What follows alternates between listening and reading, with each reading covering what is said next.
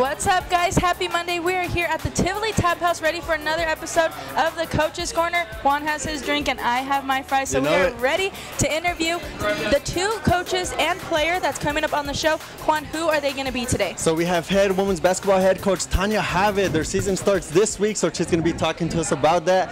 We have head men's soccer coach Jeremy Tittle. Their season ended last week, and he's going to be talking to us about the RMAC tournament. And we also have MSU Denver midfielder Javis Arellano, and he's going to be talking to us about his career here at MSU Denver. Fun. I'm super excited. It's going to be a good show. But before we get you guys our amazing interviewees, let's get you guys caught up on everything that happened in MSU Denver sports this past week.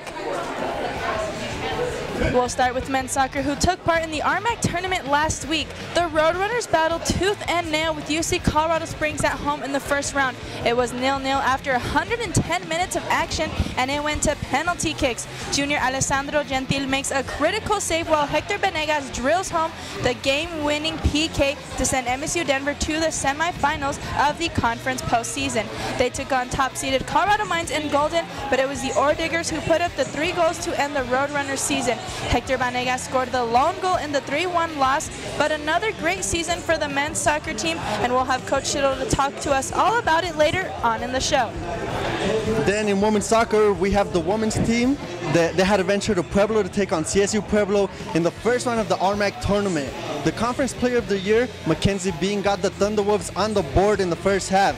Head coach Tracy Chow's squad had a couple of opportunities in the second half, but just couldn't find the back of the net in the 1-0 loss. The season comes to a close for the women's soccer team, but a great job by Coach Chow and her staff in their first season here at MSU Denver. That's right, Juan. And the volleyball team was back at home this past weekend, and they did not disappoint the home crowd, defeating both Western State and Colorado Mesa. Mesa was sitting right behind the Roadrunners in the standings, but Coach Jenny Glenn's squad recorded 13 blocks to halt the Mavericks offense to improve to 15-2 in the RMAC with just 1 game to go in the regular season. And finally, our cross-country teams competed in the South Central Region Championships in Canyon, Texas this past Saturday. The men's team finished 12th overall and were once again led by their senior Brandon Croggy. The Conifer native finished the 10,000-meter race in 24th place. Sam Berg would be the next Roadrunner to cross the finish line, doing so in the 42nd place. The women's finished 15th place as a team, and it was Sabrina Rauter along with Alden Gurdell, who were the top Roadrunners, finishing 57th and 58th respectively. Visit roadrunnersathletics.com for all the results from the championship. And now we welcome in soccer midfielder Javis Arellano. How are you doing today? Hi, good. Thanks for having me. What's yeah, up? Of course. So as you guys can see, they're brothers, but not twins. We don't look alike, though. Do we?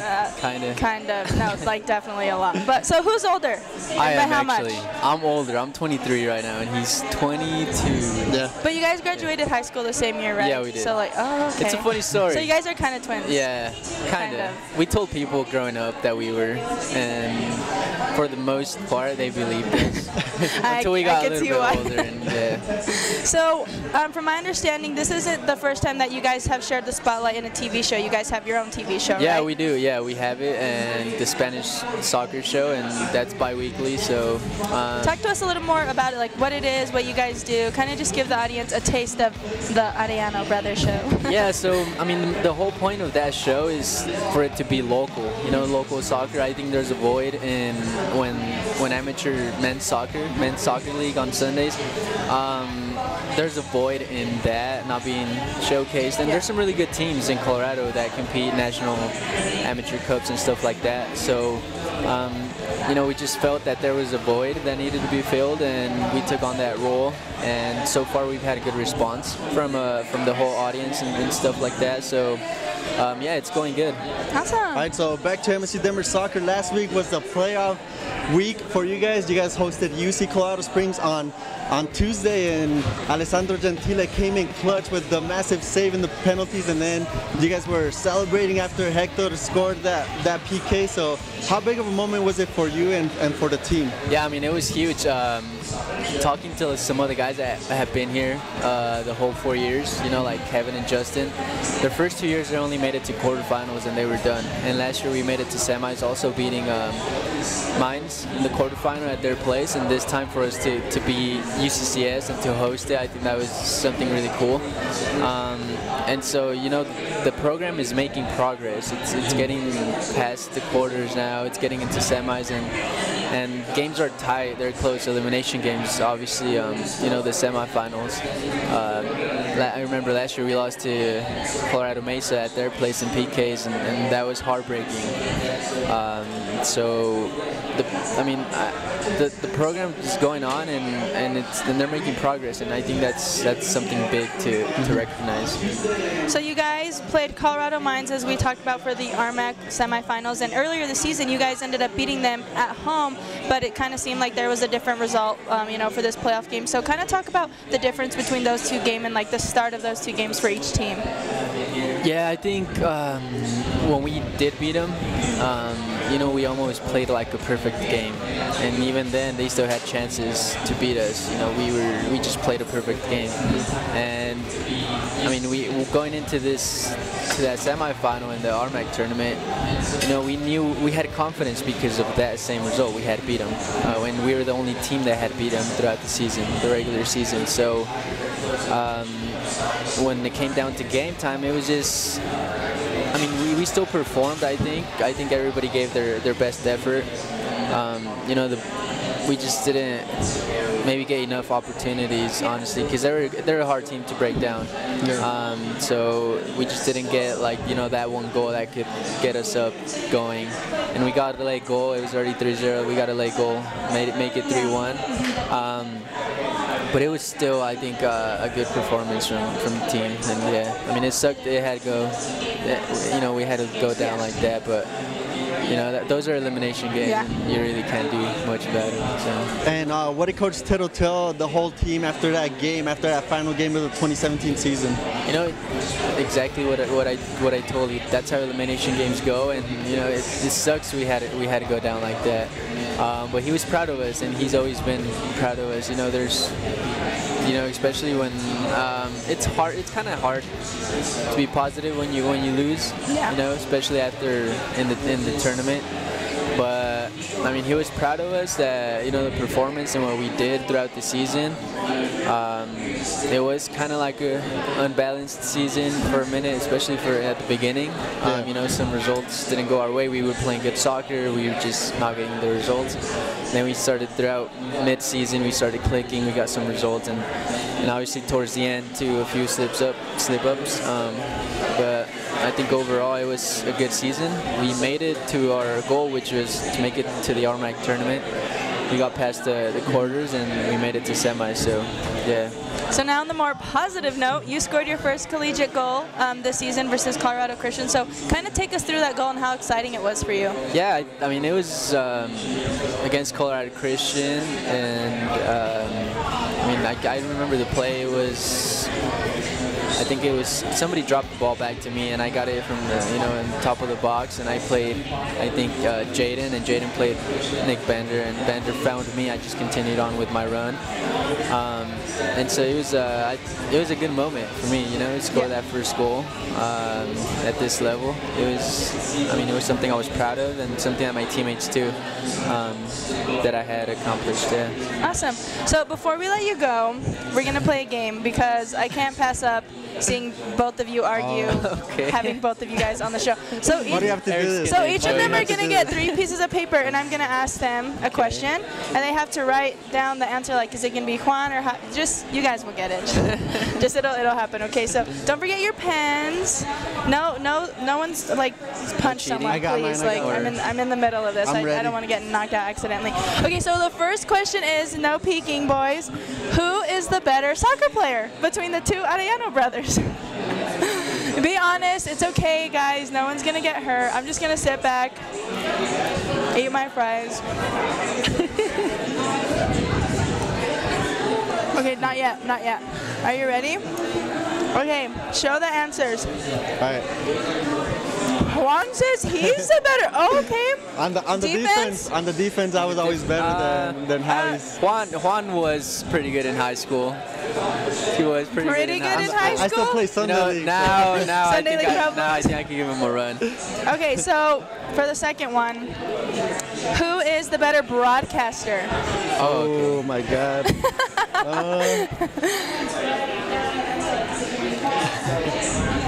Okay. Okay, go. Juan, okay, what? I put Juan because he's got more he time has to more do time. it. Yeah, Well, now you guys have equal time. Now you guys will have the same time. Juan's definitely got the edge on that. Okay, so now for the last one, I'm gonna ask you guys, who's like the messiest brother? I know you guys like used to share rooms, so who's like the messiest, like leave their socks over there? Oh my God. Who was the most like cochino? I think that's pretty easy. Oh, gee.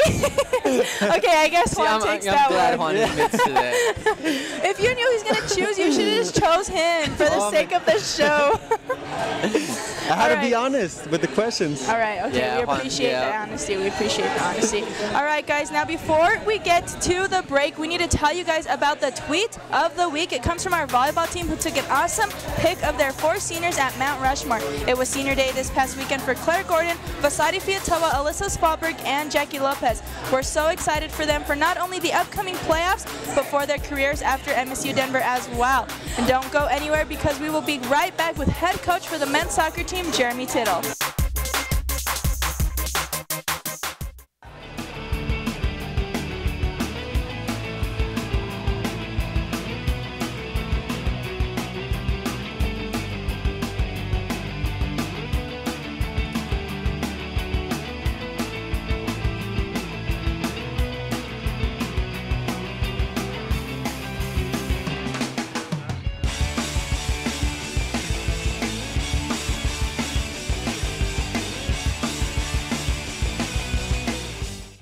Hi, my name is Yannick Schad. I'm a center mid at MSU Denver.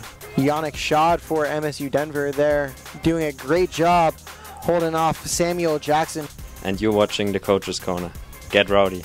I'm Justin Gleiber, senior defender at MSU Denver. As they'll try and get a through ball, but Gleiber does well to knock it out of play. And you're watching the Coach's Corner. Get rowdy. Back. Thanks for sticking with us. And before we get to head coach Jeremy Tittle, let me tell you guys about the promotion that's currently going on with the Tivoli Tap House. They have a great collaboration with the Colorado Fallen Heroes Foundation. So when you buy a 6-pack of Fallen Hero Red Ale, whether that be right here at the Tap House or in your local liquor store, 5% of those proceeds will go to the Colorado Fallen Heroes Foundation. You can look for the poster at your local store like the one you are seeing now and contribute to such a great cause, and you can find out more at TivoliBrewingCO.com. So now we say hello to the men's soccer coach Jeremy Tittle. First, I want to say thanks for the fries. I was starving today. Literally, I was like, oh, when you asked that question, I was like, I'll take the fries for sure. So you're with us, and it was playoff week last week, so a lot to talk about. So let's just talk about the first round of the playoffs against UC Colorado Springs. 110 minutes of action, no goals. It was a fun game that seemed to go back and forth with lots of chances for someone to score. Yeah, it was a lot of chances, and I can't remember. It seems like both teams had a fair amount of shots, but I think we had 20-something, and our shots on goal were really good. Their keeper's good. You know, David, he's a very good goalkeeper. But I felt like we had a good run of the play during regulation, during the overtime. Statistically, I thought supported that, but you know, they took us the distance, and we were very calm and composed going into PKs. We'd been training them a lot, and I was actually more nervous at times during the game than I was during penalties, because I was very confident with Alessandro, our goalkeeper, going in. He looked really good in training, and then, you know, the 5-6 shooters we named. I said, if it goes beyond that, you guys figure out who you want to shoot in what order, you know. But it didn't, so they took them really well. It's a good game. So you mentioned some of the reasons why you wanted the game to go into penalties, but how nerve-wracking was it when the final whistle blew the final extra time and you guys went into the penalty shootout? Yeah, you know, I didn't really want it to go to penalties, but you know, last year we lost in the semifinals on penalties, and we were determined this year to be very well prepared for penalty kicks again. We didn't think or want that it would go into Tuesday, but we didn't know when. You never know when sometimes, right, that a game's going to turn like that. And we were super prepared for it. And, you know, like I said, I was more nervous at points earlier in the game than I was the overtime or penalties. So you just talked about Alessandro, and, you know, you brought him in. He didn't play any minutes during the season. So as a coach, did you have any nerve bringing someone who hadn't, you know, seen any live action, you know, game when you brought him in? So, yeah, I mean, training, some of our training is more intense than some of the games end up being. So, you know, we've seen Alessandro in training quite a bit. We train specifically for penalty kicks. Our goalkeeper coach, Brandon Bumpus, does a great job with him. With, I don't know, a few minutes left in regulation, maybe 6 or 7 minutes, you know, Brandon comes to me and says, hey, you think I should warm him up? And I'm like, yeah, warm him up, but no decisions yet, you know, and we'll wait to see. And then we waited and waited and waited, and then said, yeah, we're going to use him. And we trust him. He looked great in training, and we go back to our training like, you know, that's what the game should be. So you should have your training show up in the game. Yeah, and that was sort of like that 2014 World Cup moment where the Netherlands, where he put in the goalkeeper against Costa Rica and he saved the penalty. So that sort of reminded me about that. Yeah. But back on the penalties, how did you select the 5 kickers for the penalty kicks? Training. Training? Yeah, we have a couple of different variations of contests that we play and divide the team up and play a couple of competitive games of taking penalty kicks, and then the coaching staff makes note of, you know, who's making them, how they're making them, what their composure's like. We have a lot of fun messing around and joking, being sarcastic with each other, trying to throw each other off their game when they're about to take their kick, you know. Some of it gets like even harsh, and I think it's good mental training, you know. Yeah. It's good you mental training. You got to be prepared, right? You do. You can't be distracted. You have to. It's a closed skill. You have to be able to execute your closed skill and maintain composure. I think those are the 2 things about penalties. You got to have composure, and your technique has to show up. And those 2 things, you have to train like that. And we had a lot of fun in training with penalties, and I think our composure came through. So after Kevin Bake made his PK in the 4th round, you know, Alessandro went for the save. So at that moment, what was going through your mind when he saved that goal? That's the only one we needed. Yeah. We trained for, you know, the goalkeeper hopefully help us with 1 save. You know, the odds are stacked against a goalkeeper making saves, so you hope he can make 1 or force the other team to miss, and then you hope your team like aces them, and we did. And we generally think that it's like the 3rd or 4th shooter a lot of times, that, you know, once it gets a little tight, maybe somebody's composure breaks a little bit, and I don't know if that happened for them, but Alessandro stayed consistent, even though the first 3, you know, are being put past him. He didn't get close to him, but we just said, hey, you just got to get 1. Yeah. You know, don't worry about all the other ones, just try to get the next one. And he did. He did great. And well, Hector Banegas, he was responsible for taking that 5th penalty kick, and it was such an amazing moment when he made it. All you guys were celebrating. Everybody from the bench ran into the field. So how proud were you of your team in that moment? Oh, for sure. And I felt like we did choose the right player to go 5th. Hector's composure in front of the goal is fantastic. He didn't score a lot for this year, but he's got another year ahead of him, and I think he's going to surprise some people and score a lot more next year, because he's a finisher. If we can get him in the ball and his positioning in the right parts of the field, he's going to score a lot of goals for us. So we're excited to have him back, and I think definitely he showed his talent in that 5th shot. So you guys went on to Golden for the 2nd round of the playoffs, and you guys beat them earlier this season here at home, you know, 1-0. So kind of talk about the way they started that game and how different that game. It seemed like they really set the tone early on in the game, scoring those goals. It was a different game in the sense that, you know, everybody knows there's more stakes. Yeah. The stakes are higher. You know, it's an elimination game. I mean, you know, it's the semifinal. You know, the winner advances. The winner of the RMAC tournament gets an automatic bid to the national tournament. Like, you know that the stakes are really high. And both teams were just flying around at each other for, I don't know, 20, 30 minutes. And then, yeah, and it was very physical, too. Yeah, it was. It was super physical. That might have been the most physical, confronting game that we've been in all year. And mine's a good team. Mine's a good team, and, you know, they opened us up on a scrappy play after a nice corner kick, and that, you know, after that we got to halftime, down 1, chased the game in the 2nd half, opened ourselves up for a counterattack, which we knew we had to go for at some point, you know. So there's only 15 minutes or so left in the game, so we went for it, and they ended up getting the second one, and then the third. But you know, that's what you got to play for. You got to go for a win. Yeah. And I was pleased with our team that they gave a huge effort for 90 minutes. We snatched back a goal late, and I think that's just a commitment of how urgent that they were playing in the game and how hard, you know, their effort was really high that day. So your season now comes to an end. So kind of just give us your quick thoughts on what you thought about, you know, overall this season and how excited you are for the future of this program. No, I'm excited. I think other players' words are probably better for it than, so I'm going to plagiarize Justin Glyvar and Kevin Beck in the interview after our semifinal game. They were asked about the promise of the program for the future. That's kind of what I'm reminded of with your question. And they gave really high marks. Humbly, they acknowledged me and my leading of the team that way. But most importantly, I think that they acknowledge like the culture of the team and the players that are here are great players to be able to build upon. All right, Coach, well, that's going to do it from us, and we'll be graduating in May, so I just want to tell you it's been a pleasure covering your team the past 2 years, and I was never a big soccer fan, but I was always but you are now. Yeah, I know. Call a game with me. I know, but I am now, so I like it now. But you know, it was great watching you guys and having you on our show all the time. No, thanks. You guys have been great work all season, and I look forward to seeing who the next people are that can pull off this broadcast like you guys. Hopefully soon. Thanks, Coach. It was awesome. Thank you. All right, guys, now don't go anywhere because we have the women's head coach, Tanya Haave, coming up after the break. There are over 480,000 college athletes. Only 2% would go pro.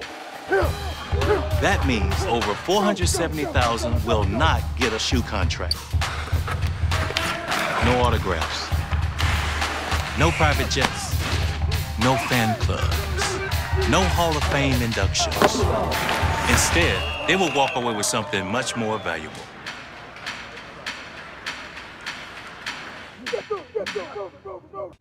I'm Anthony Grant, Director of Athletics at MSU Denver. It's because of your generosity and support that our athletic programs have been able to achieve sustained success and continue to be one of the top athletic departments in the nation. And you're watching the Coach's Corner. Get rowdy. Thanks for sticking with us for the last segment of the show. Before we get to head coach Tanya Haave, I just want to remind you guys to follow us on Twitter at Metro ST Sports. We have all the highlights, news, any upcoming events coming up in the athletic department that you guys need to know about. So make sure to follow us at Metro ST Sports. And now we welcome in head coach Tanya Haave. How are you doing today, coach? It's been a while. I know, it's been too long. Oh my so God. I know, but finally basketball season's around the corner. Oh my gosh, I thought I was never going to get here. We're excited though. It's great to, and the weather matches it today. Oh, yeah, good weather to match. It's for basketball season. So your season starts in just 4 days. How excited are you to just start your 8th season here at MSU Denver? Oh, very excited. I mean, we've been practicing for 3 weeks now, but we're excited to get on the road and play someone other than ourselves in their actual uniforms. We've had some scrimmages, but never been in the uniform, so it'll be fun to get started. Yeah. All right, so give us a little insight on how your preseason went. I know those 8 seniors are just wanting to get on the court and ready to get the season going. Well, our preseason's gone great. I mean, we've worked hard. We've got a lot of experience. You mentioned 8 seniors. We started with a lot more seniors, but now we're down to about 3 seniors. So a couple of them redshirted. But we've had scrimmages against Western Nebraska and Laramie Community College, and then we scrimmaged some alums last Saturday. So it's been good.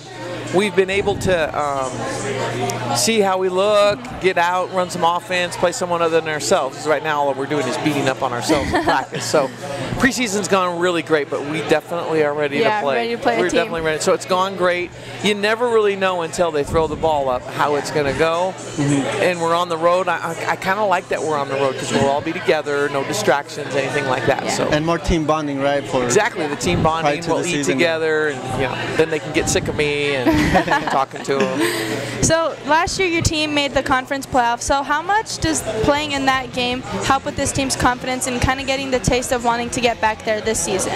I think it was huge, and we had a particular win at UCCS, which we hadn't beaten in 2 or 3 years, and so to win that game at the buzzer, on the road, we've kept we keep saying to our players, hey, you're very good, you're better than you think, you're better than you think. And now what's happening with that, getting to the playoffs and playing those games, having that experience, they now, I believe, starting to believe, hey, we can really be good, or we're in that conversation. We deserve to be in that conversation. So it was huge to get to the conference tournament last year.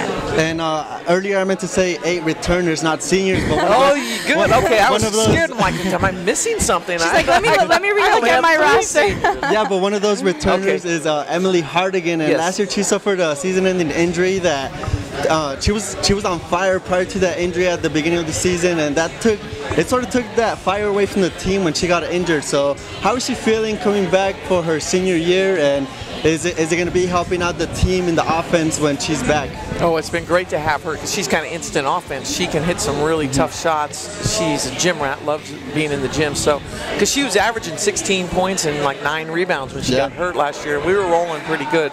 So she brings some energy, intensity, great competitor. So it's been great to have her back in practice, and her and Georgia feed off each other really well in practice, in any game. So it's really nice to have her back. So each week she's getting a little bit better timing, getting used to being back. Missing a year is a long time, you know, without contact playing. So her timing's starting to come back. So speaking of Georgia, she had one of her best seasons as a Roadrunner last season. So kind of talk to us about how you envision her final year going for you and the team. Well, we're going to lean on Georgia for a lot. I mean, she's been a great leader for us in the preseason. She understands the offense, understands the defense, understands what I want, what the coaching staff wants, and is taking all those roles on, and she's relishing in her role. So we're going to expect her to do a lot of everything, and a lot of that will not show up in the box score. Yeah. So her shoulders are broad. I think she can handle it. She's got a strong back, but we're going to rely on her to do a lot for us. And also, talk to us about junior guard Jalen Smith. She definitely improved from her freshman year to her sophomore year in the assist and in the scoring section. So what is she going to be bringing to the table now that she was also selected into the All-Armrack team? Well, I think her next level is getting other people's shots. She does a great job getting assists, but we're talking to her about more of the art of the point guard, of running offenses, recognizing defenses, recognizing who's hot, some of those things. The one thing that I've asked her to do a lot of also is to improve her defense, and she's been very coachable, and she's been really very coachable and doing everything that we're asking her to do. So again, a lot of the things that you may not see may not show up in the box score, but I think she's going to do more of those things, like getting people, finding the right person at the right time, or making the right play at the right time. I think she's going to do more of that. So, Coach, you told us that you guys were headed on the road for your first 2 games of the season. Tell us where you're headed and who you'll be playing. We're going to Texas A&M Commerce, which is, I've never been there. It's about an hour east of Dallas. We're playing Texas A&M Commerce Friday night, and then Lubbock Christian, who was the national champion 2 years ago. Yeah, and you guys beat him last year at home. We did beat him at home. Yeah. So that was awesome. They're going to be wanting to pay us back, but we've got 2 tough games on the road to open up with, which will be really a great test, a great challenge to see where we are. So I'm excited to see where we are right now in the season. Awesome, Coach. Well, we wish you the best of luck in Texas. Thank you. Thank you. So nice to see both of you. Yeah, likewise. And we'll see you soon. Yeah, definitely. We'll be calling the games for sure. Yeah. Perfect. Okay, great. Thanks. So before we get out of here, let's tell you guys what's coming up for the MSU Denver athletic programs. The basketball season gets underway this week. Yay! We'll finally start with Coach Haave's squad as they head to Commerce, Texas to take on Texas A&M Commerce this Friday at 2 p.m. Mountain Time. Then they'll battle with Lubbock Christian the following night at 4:30. Then the men's team will also be in Texas, but will be in Stephenville and play Tarleton State on Friday, then against Angelo State on Saturday. So excited for the new basketball season to get underway. And on the volleyball note, head coach Jenny Glenn and her volleyball squad will finish out the regular season this Thursday as they go toe-to-toe with Colorado Mesa in Grand Junction. Yes, the same team they just played 3 days ago. That game will kick off at 7 p.m. this Thursday, and that game will also be live streamed. So cheer on the Roadrunners from the comfort of your home or office on Stretch Internet. All right, guys, and that's going to do it for this week's show. Thanks so much for all our guests coming out, for head coach Jeremy Tittle, head coach Tanya Haave, and Javis Arellano. I'm Celeste Zubia, and this is Juan Arellano, and we will see you guys next week.